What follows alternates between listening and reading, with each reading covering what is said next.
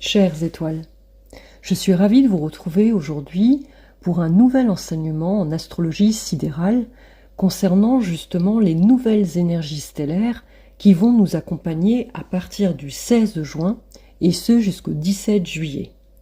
En effet, les énergies vénusiennes liées à Taurus, au signe du Taureau, vont laisser la place aux énergies mercuriennes liées à la constellation Gémini, en analogie avec le troisième signe du zodiaque, celui des Gémeaux.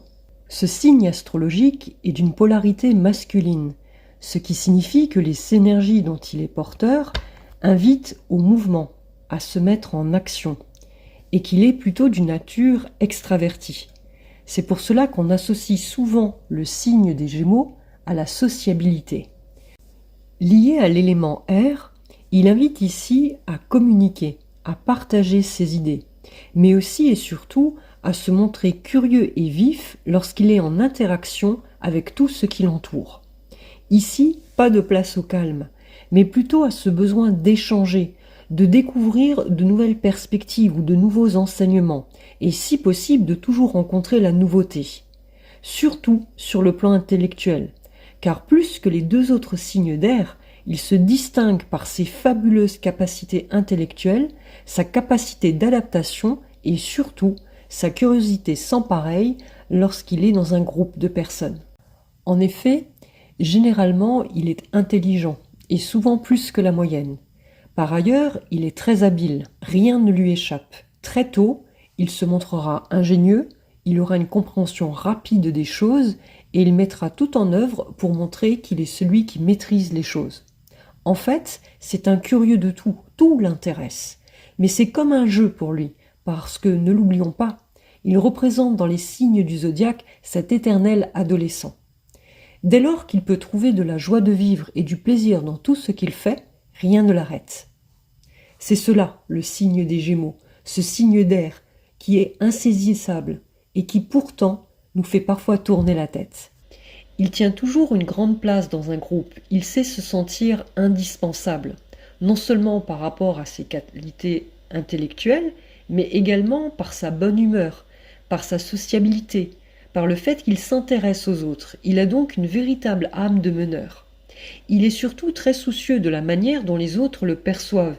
Il est très attentif à l'image qu'il renvoie aux autres. Ne l'oublions pas, le signe des Gémeaux est le premier signe mutable, c'est-à-dire double, ce qui signifie que tout au long de sa vie, il y aura une forme de transformation, d'évolution.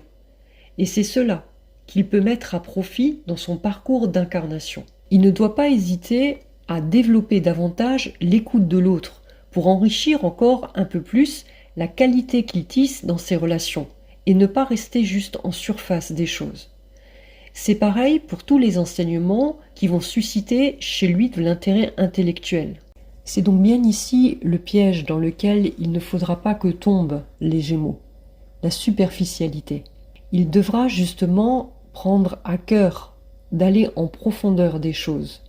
Il sera en fait très tard, au moment de l'âge adulte, à comprendre qu'il en est la première victime, car ne se sentira pas toujours légitime à dire ou à exprimer les choses par rapport à un enseignement. Et pourtant, les qualités principales que lui accorde Mercure sont l'éloquence, la communication, la sociabilité, l'intelligence et le mouvement. Ce mental mercurien le dote d'une intelligence pratique, et c'est pour cela que souvent il aura une solution à tout. Il a cette capacité aussi incroyable de s'adapter à son entourage. C'est un véritable caméléon. Il se fond dans tout, et quitte à pouvoir créer une symbiose dans tout ce qui l'unit aux autres. Cette technique d'intégration, en fait, est une technique de survie dans cette incarnation. Ce que la vie lui invitera à faire, c'est d'avoir confiance en lui, en ses propres capacités intellectuelles, prendre sa place, sans avoir besoin d'imiter un enseignement ou d'imiter quelqu'un d'autre pour être justement celui qu'on écoute. C'est toute la force ici de Mercure, qui peut être d'un côté très positive, alliant l'intelligence à la pratique, mais d'un autre côté peut amener de la nervosité intellectuelle, du stress, du bavardage inutile et donc de se perdre dans ce grand tout. Il est simple en fait de comprendre que le signe des Gémeaux cherche avant tout à se connaître lui-même, et c'est pour ça qu'il cherche à l'extérieur un complément, un double, ou même un enseignement qui lui permettra en fait de comprendre qui il est véritablement. Le défi ici, dans cette incarnation, est de trouver sa véritable identité, de révéler sa véritable authenticité, puis de la partager aux autres. Ne l'oublions pas, il fait partie de ceux qui transmettent des enseignements aux autres. Il est celui qui est porteur de messages. Et c'est pour cela que dans la mythologie grecque, Mercure est représenté par Hermès, le messager des dieux.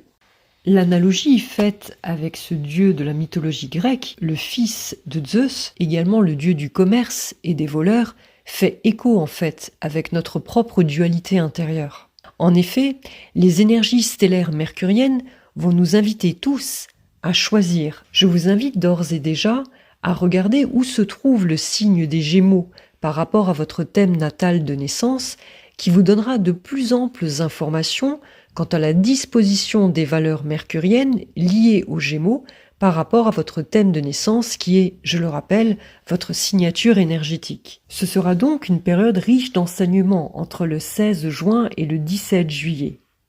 Car soit nous préférerons les bavardages inutiles, l'information donnée sans prendre soin de vérifier les sources, l'art de la séduction aussi, pour obtenir des faveurs ou même des plaisirs éphémères.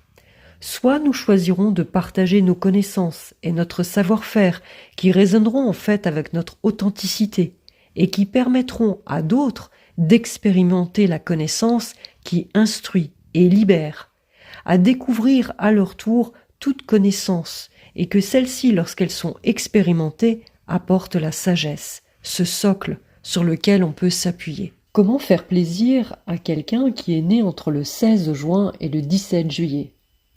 Tout simplement en aiguisant sa curiosité intellectuelle ou en partageant avec lui un nouvel enseignement ou un nouveau livre ou une nouvelle science ou encore en l'amenant dans un endroit qu'il n'a pas eu le temps de découvrir et qui pourtant fera battre son cœur tel un éternel adolescent. Je souhaite en tout cas une belle renaissance à tous ceux qui sont nés entre le 16 juin et le 17 juillet, puisqu'ils seront amenés un jour ou l'autre à être cet enseignant de la vie, dont ils auront à cœur de partager les informations reçues qui leur ont permis d'évoluer en conscience.